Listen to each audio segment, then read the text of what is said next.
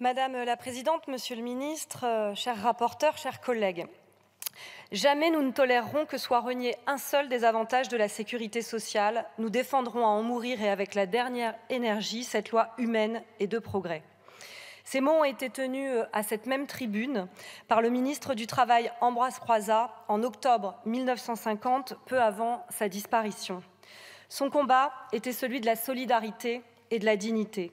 Son but était de libérer nos concitoyens de l'angoisse du lendemain.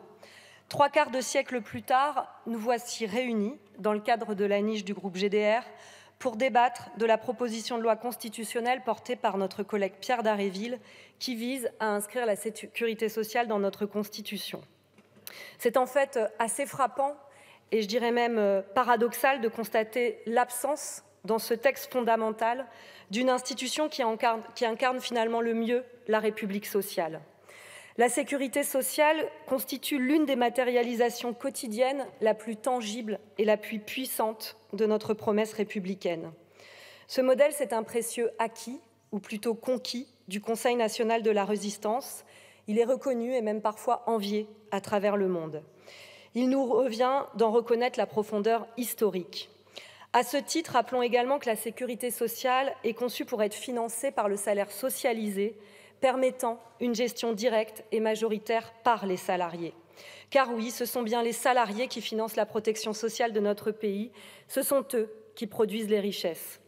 Je fais ce rappel des faits, il me semble utile, à l'heure où vous avez décidé de faire les poches de l'assurance chômage, c'est-à-dire la poche des salariés.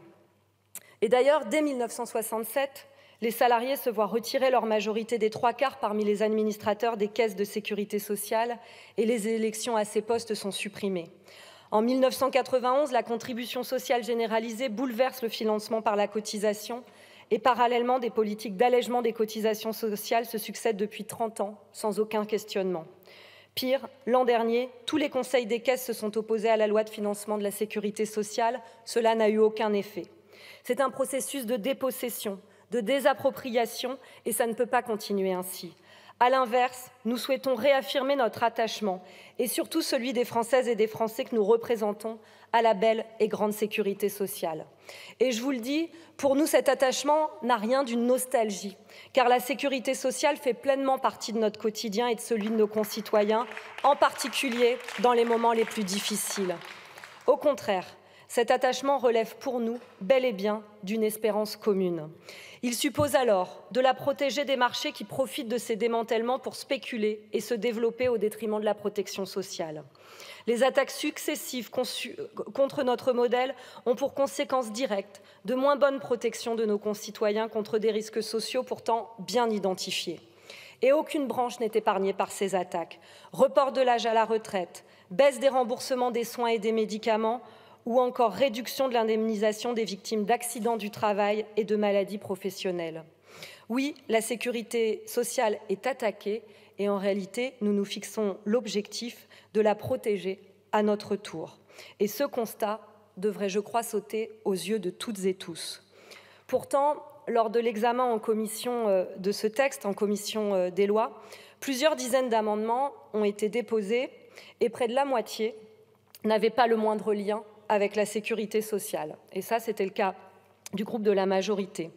Et je constate que c'est la même chose cette fois encore en séance, comme si la sécurité sociale finalement ne vous intéressait pas. Nous nous interrogeons avec gravité sur de telles méthodes pratiquées lors de l'espace réservé d'un groupe d'opposition. Quant aux amendements de l'extrême droite, d'une autre nature, ils sont aussi révélateurs. Ils illustrent bien à quel point le Rassemblement national ne porte strictement aucun intérêt à la question sociale. Ces votes successifs dans ce même hémicycle l'ont démontré depuis longtemps, mais je dirais que dorénavant, ils ne s'en cachent plus. Pour eux, le seul sujet qui vaille, la peine d'être soulevé dans la matière, quand on parle de protection sociale, c'est de savoir si celui qui bénéficie de la sécurité sociale est né ou non sur le sol français.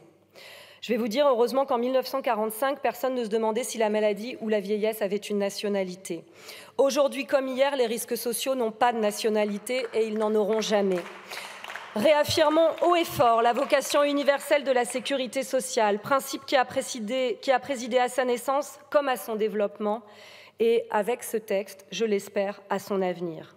Refuser d'inscrire la sécurité sociale dans la Constitution dès aujourd'hui, c'est permettre demain d'entraver cette vocation, comme beaucoup le veulent déjà, y compris sur ces bancs.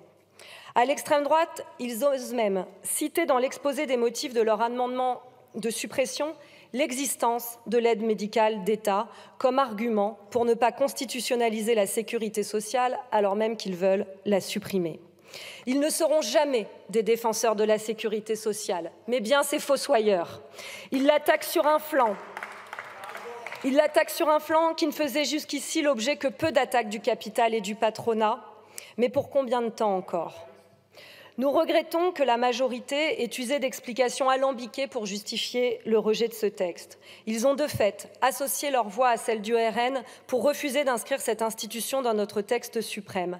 Alors je formule le vœu qu'ils se ressaisissent aujourd'hui en séance pour adopter ce texte utile sur le fond comme sur la forme. Vous l'aurez compris, cette sécurité sociale n'est pas un acquis tombé du ciel. Elle est le fruit d'un rapport de force, tout comme le sont ces démantèlements successifs que nous allons continuer à combattre. Alors, dans ces conditions, il faut intervenir. La Constitution est au sommet de notre ordre juridique. Elle a vocation à assurer la garantie des droits, comme l'affirme la Déclaration de 1789. Cependant, les jurisprudences successives n'apportent qu'une faible portée aux principes inscrits dans le préambule de 1946, qui pose notamment le droit d'obtenir de la collectivité des moyens convenables d'existence. Dès lors, l'objectif d'affirmation de la sécurité sociale ne peut pas satisfaire des dispositions de techniques budgétaires comme celles relatives aux lois de finances ou de principes généraux abstraits tels qu'interprétés actuellement. La jurisprudence administrative considère notamment que le principe posé au 10e alinéa du préambule de 1946 ne s'impose en l'absence de précision suffisante que dans les conditions et les limites définies par les lois ou les conventions internationales. Ainsi, ceux qui prétendent que la Constitution actuelle protège déjà notre modèle de protection sociale et son ambition sont dans l'erreur, ou alors ils mentent. Il a été démontré notamment par le professeur Alain Supiot auditionné que l'inscription au rang constitutionnel des principes de la République sociale a permis de freiner la remise en cause de notre modèle. Alors allons plus loin. Il nous revient, en tant que constituants, d'apporter une solution, d'apporter cette précision nécessaire, sinon, qui d'autre pour le faire ?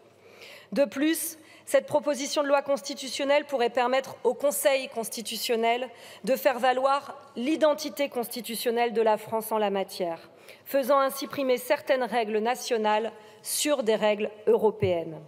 Ce serait donner à la sécurité sociale la force qu'elle mérite. Nous fêterons l'année prochaine son 80e anniversaire, celui de la sécurité sociale. Pour nous, en réalité, il est le 80e anniversaire aussi d'une forme poussée de protection, de dignité. Alors fêtons-le dignement, soyons à la hauteur de ce débat et de ce moment historique pour la protection sociale et donc pour l'avenir de toutes et de tous. Votons ce texte. Je vous remercie de votre attention.